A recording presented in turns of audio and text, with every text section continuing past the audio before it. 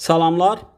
Sizləri İnnovativ Təhsil Mərkəzinin YouTube kanalında xoş gördük. Mən Anar Həsənov. Bu gün sizlərə İnnovativ Təhsil Mərkəzinin noyabr ayı üzrə 2005-ci il üçün keçirdiyi buraxılış imtahanlarının 9-cu sinif üçün riyaziyyat suallarının izahını verəcəm. Deməli, başlayaq birinci sualda. Deməli, Euler-Venn diaqramına aid olan bir çoxluq sualımız var. Deməli, deyir ki, burada kəsikməsi boş olmayan iki çoxluqdan danışır. A çoxluğundan, B çoxluğundan danışır. Və bunun biz bilirdik ki, burası nə olurdu? A çıxısın B olurdu. Burası nə olurdu? B çıxısın A olurdu. Və bunların birləşməsini istəyir. Birləşmədə də bir də kəsikmə vardı. Və bunun üçünü toplayanda biz birləşməni alırdıq. Və deyir, birləşmə ən az olsun və deyir ki, bunların kəsikməsi var. Kəsikməsi üçün də mən gərək bu bir kəsikmənin yerinə ən az olaraq 1 yazım ki, bunları birləşdirəndə az alaq. Deməli, bura 7-dir, burada 9-dur. Onu da toplayanda nə qədər eləyəcək? 17 eləyəcək. Növbəti suala baxaq. 58-ci sual. Proyeksiya düsturuna aid olan sualdır. Biz gətirib BH(x) desək, onda hündürlüyün kvadratı, yəni HC-nin kvadratı proyeksiya qaydası ilə AH vurulsun nə idi? HB idi. Deməli, 6-nın kvadratı bərabərdir 4 vur x-dən. X-imiz olur 9. Gətirib yazırıq bura. AB hipotenuzunu istəyir. AB hipotenuz da 2 hissədən burada ibarətdir. 4 üstəyə 9. 13 edir. Yəni bir proyeksiyaya aid olan bir sualdır. 59-cu sual biraz məntiqli sualdır. Deməli, rasional kəsirlərə aid olan bir sualdır. Mən burada hər tərəfi A-ya böləcəm və hərfləri bir tərəfli saxlasam, onda sabit ədədi bura atsam olur 5 və burada hər tərəfi kvadrata yüksəldirəm. Hasilin 2 mislini nəzərə alın. Bərabərdir 25 olur. Onda A kvadratı plus 1 bölünsün A kvadratı nəyə bərabər olur? 27-yə bərabər olur. Deməli, cavabı nə olur? A variantı olur. Davam edək.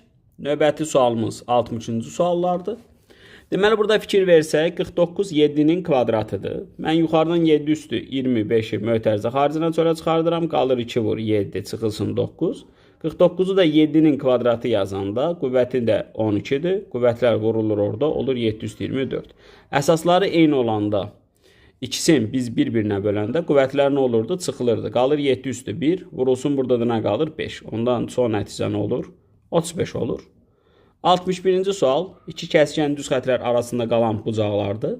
Qarşılıqlı bucaqlarıdır bunlar. Qabaq-qabağa duran bucaqlar nə idi? Qarşılıqlı bucaqlar. Və qarşılıqlı bucaqlar bir-birinə bərabər idi. Yan-yana duran iki bucaq isə orada qonşu sayılırdı. Və qonşu bucaqların cəmi də nə qədər olurdu? 180 olurdu. Baxın, betadanı bu yana attım, 50-ni də sağ attım. Deməli, cavab nə oldu? 25 oldu.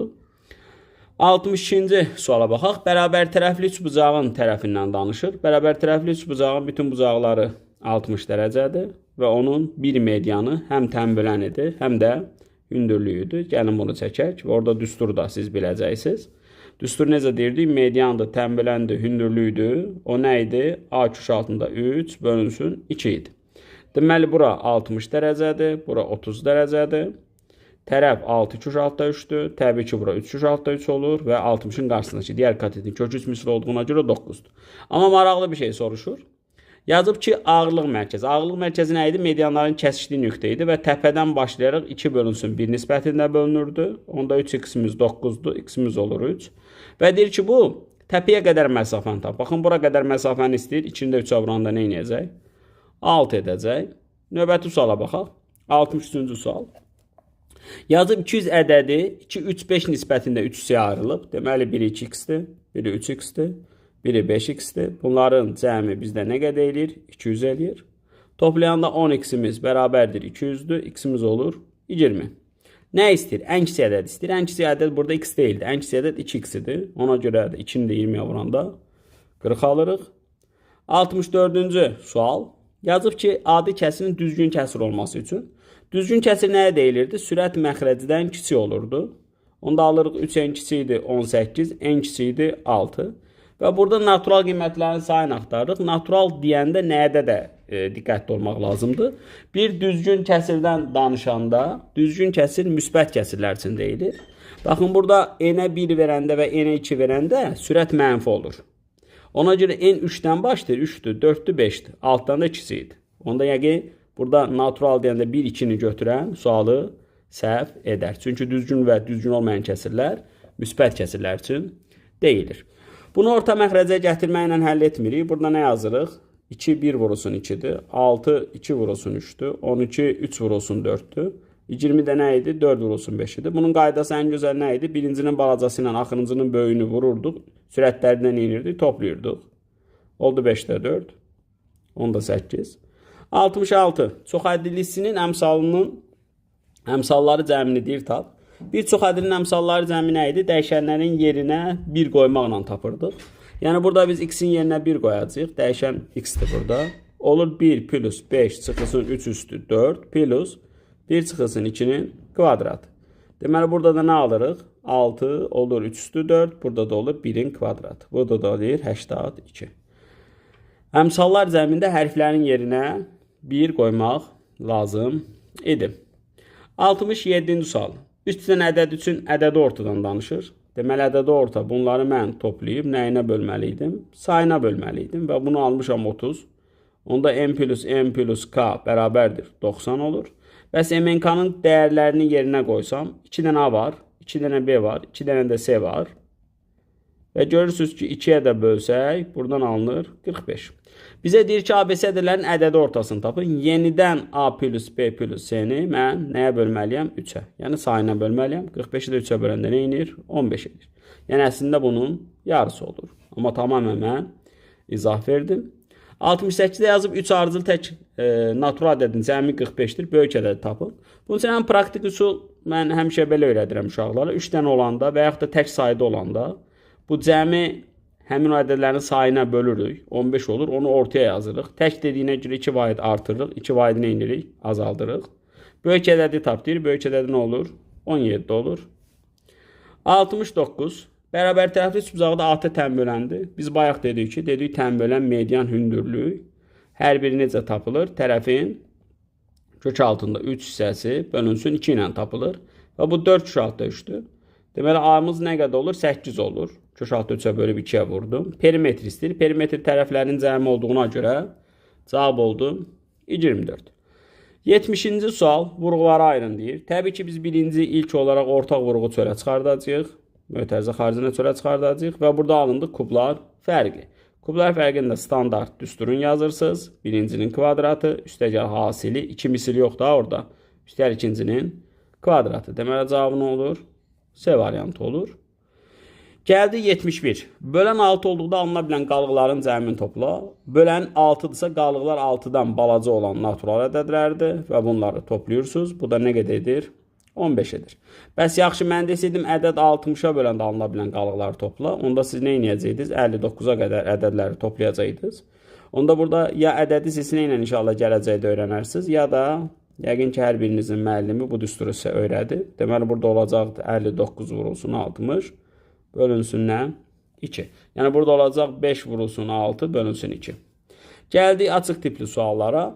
72-ci sualda bu görürsünüz ki bizə nəyi verir? A plus B'nin kvadratını verir. Deməli bu olur A plus B'nin kvadratı çıxılsın 10. Deməli bu elir 5'in kvadratı çıxılsın 10.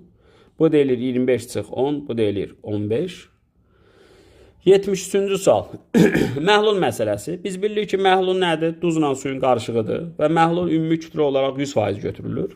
Deməli məhlul 4 ilə 16 litr su, yəni 16 litr su ilə 4 litr duzu qarışdırırıq 20 litr olur. Bu məhlulumuz olur. Məhlul 100%'dir. Məhlulun qatılığı onun içindəki duzun və kimyəvi maddənin miqdarı ilə ölçülür. Deməli biz də deyirik ki duz onun neçə faizidir. Təbii ki burada neçə faiz olacaq? Deməli nə qədər azalır? 5 dəfə azalır. Burada da neynəcək? 5 dəfə azalacaq. Olacaq nə? 20%. Gəldi 74. 74'də standart şəkildə bir ədəddən danışır. Burada şagirdlərin səhv elədiyi bir hissə var. Ədəd standart şəkildə olanda nəyi unutmamalıdırlar? Standart şəkildə ədəd belə yazılır. Amma burada əsas şərti nədir? Bizim x-imiz 10'dan balacadır. 1'dən böyük bərabərdir. 1'ə bərabər ola bilər, amma ondan kiçikdir və kəsir də ola bilər. Və bu dəfə n-ə tərtib deyirlər və n tam ədəddir. X-ə isə qiyməti hissə deyirlər. İndi siz bunları bir-birinə vuranda 4,2'ni 5'ə vuranda 21 eləyir. Və vuranda qüvvətlər toplanır, qalır bu. Və tərtibin istəyir. Tərtib olaraq 7 götürən səhv edir. Çünki bu 21 bu qiyməti hissənin şərtini ödəmir. Yəni 1 ilə 10 arasına düşmədi. Deməli biz nə etməliyik? Bunu 10 dəfə azaldırıq, bunu da 10 dəfə çoxaldırıq. İndi tərtib nə oldu? 8 oldu. Çünki 2,1 dediyimiz bərabərlik, yəni bu bərabərsizlikdə verilən şərti ödədi. Hə, qarşılı bucaqlar nə idi? Bərabər idi. Sonra daxili baxın, paralel düz xətti və kəsənə görə qaydalardır. Daxili bir tərəfli bucaqların cəmi 180 dərəcə idi və yaxud da ki, burada bir qayda deyirdik. Deyirdik ki, bir iti bucaq ilə bir kör bucağın cəmi, bu şəkildə 8 dənə bucaq var. İtilər bərabərdir, körlər bərabərdir və bir iti bucaqla bir kör bucağın cəmi 180 dərəcə idi. Deməli, cavab 15 dərəcə edir. 76. Düz bucaqlı tutan iti bucaqların nisbəti. Düz bucaqlı üst bucağın bir bucağı təbii ki 90 dərəcədir. Və onun 2 dənə iti bucağı qalır və iti bucaqlarının da ikisini toplayanda 90 dərəcə olur. Çünki 3-cü ilə 180 olmalıdır. İndi burada 2x ilə 7x'in cəmi nəyə bərabərdir? 90-a. 9x oldu 90. X'imiz nə oldu? 10. Bir böyük iti bucağı tap. Tələsimə böyük iti bucaq 7x idi. Deməli 7-ni də ona vuranda cavab nə olacaq? 70 dərəcə olacaq. 77. Bir maraqlı Əbu Bəkir sualıdır.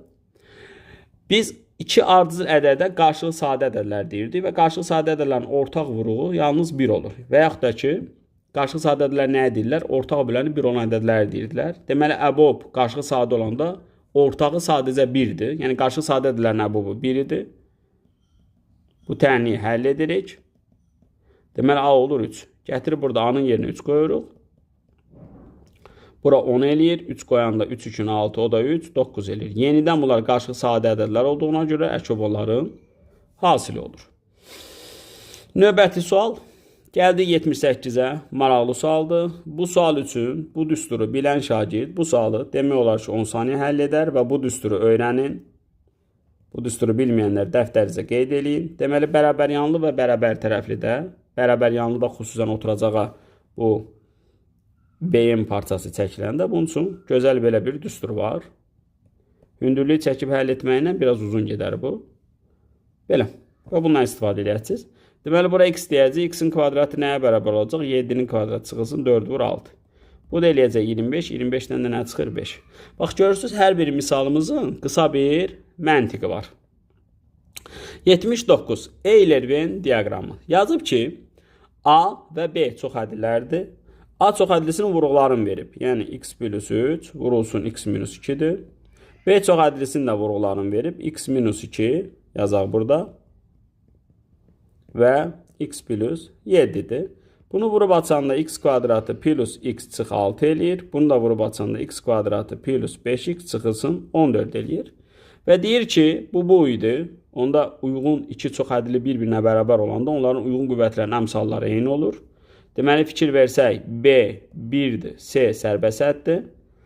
Burada da M-ə baxın, X-in yanındakı ədəddir. M 5-dir və N də -14-dür. İndi deyir ki, bu cəmi tap. Baxaq, B 1-dir, M 5-dir, C -6-dır, N də -14-dür. Deməli, bu eləyir 6 üstəyər 84, bu da eləyir 90. Belə. Gəldik 80-a. Məxrəci 24 olan deyir. Deməli, 24 eləmək üçün məxrəci burada 4-ə vuracam. Sonra burada da məxrəci 24 eləmək üçün 8-ə vuracam. Oldu belə. Aralığında yerləşən adi kəsilərin sürətləri cəmini tapın. Sürətlərdə 4 ilə 8 arasında hansı ədədlər qalacaq? Təbii ki, 5 qalır, 6 qalır, bir də 7 qalır. Toplayanda nə qədər eləyir? 18 eləyir. Bir də gəldik 81-ə. A və B natural ədədlərmiş. Biz bunları çarpaz vuranda A-ları bir tərəfə atacaq, B-ləri bir tərəfə atacaq və buradan tənasıb quracaq. Deyəcək, A 2-yə bölünən ədəd olmalıdır, B də 5-ə bölünən ədəd olmalıdır. İndi ən kiçik qiymətini tap. Ən kiçik üçün natural ədədlərdə K-ya 1 verərəm. Deməli, bu 2 olar, bu 5 olar və toplayanda nə qədər olar? 7 olar. Belə, əziz şagirdlər, növbəti imtahanımız dekabr ayının 14-ü və 21-i olacaq. Deməli, mən sizlərə gəlin İnnovativ Təhsil Mərkəzinin sınaq saytı və yaxud da ki, rəsmi saytı barədə məlumat verim. Təbii ki, indi bizə burada sınaqlar maraqlıdır. Yəni şagirdlər, siz bizim sınaq imtahanlarında iştirak edəndə gəlib buradakı menyuya klik edirsiniz və buradan imtahanımızı seçib, buradan iş nömrənizi daxil edib, nəticəni göstər butonuna sıxanda siz öz nəticənizə baxa biləcəksiniz. Əsas olan burada imtahanlar menyusudur. Bizim bütün imtahanlarımız həm əyani, həm də onlayn şəkildə olur. İnşallah ayın 14-ü yenidən bir buraxılış imtahanımız olacaq. Orada 10-cu siniflər, 9-cu siniflər və 11-ci siniflər üçün bizim imtahanımız olacaq və imtahanın, proqramın tam dəstəkləyəcək. Yəni oxu sualları da var, mətin sualları da var, İngilis dili üçün listening sualları da var. Təbii ki, riyaziyyatda öz yerində, yəni məsələlərə cavab yazırsınız, açıq suallara cavab yazırsınız. Biz də orada qiymətləndirmə aparırıq. Keçən dəfəki imtahanımız, yəni mənim indi izah etdiyim imtahan, baxın bu imtahandır. Burada mən bunu işləmişəm. Nəticəni vuranda məni nəticələrə aparır. Gəlin siz üçün bir 9-cu siniflər üzrə, ölkə üzrə bir monitorinq imtahanı təşkil etmişdik. Gəlin onun haqqında mən biraz məlumat verim. Deməli, imtahana daxil olursunuz və qeydiyyatdan keçirsiniz. Ödənişsiz imtahandır. İmtahanı başlanı sıxırıq. Gəlirsiniz, imtahanı başlanı sıxırıq.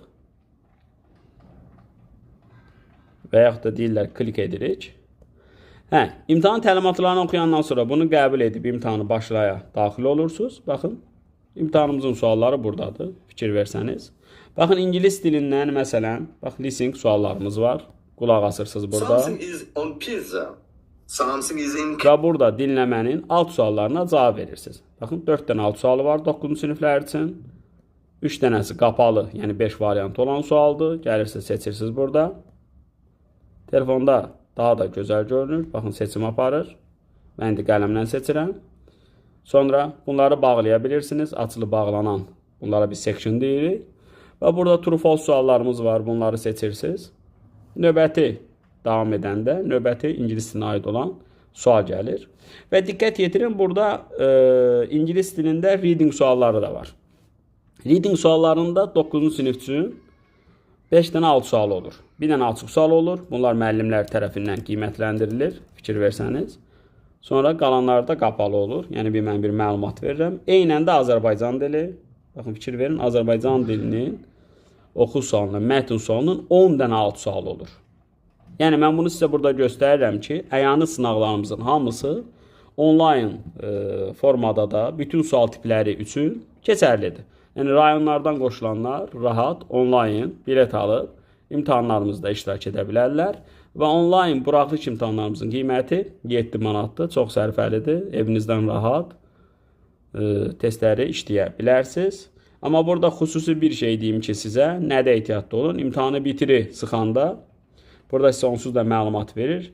Bəli, bitir desəniz, ikinci dəfə imtahana daxil ola bilməyəcəksiniz. Baxın, məsələlərə fikir verin. Diqqətli olun, məsələn, bax. Burada nə edirik? Cavablar yaza bilirik. Baxın, mən burada mətin yaza bilmirəm. Ancaq rəqəmə aiddir, rəqəm yaza bilirəm. Bu monitorinq sualı ödənişsizdir. Hər kəs qeydiyyatdan keçib imtahanda iştirak edə bilər. Və bütün imtahanlarımız dediyim kimi həm əyani, həm də onlayn səviyyədə keçir. İnşallah növbəti imtahanımız dekabr ayının 14-də olacaq. Növbəti video izahlarda görüşərik. Hər kəsə uğurlar arzulayıram.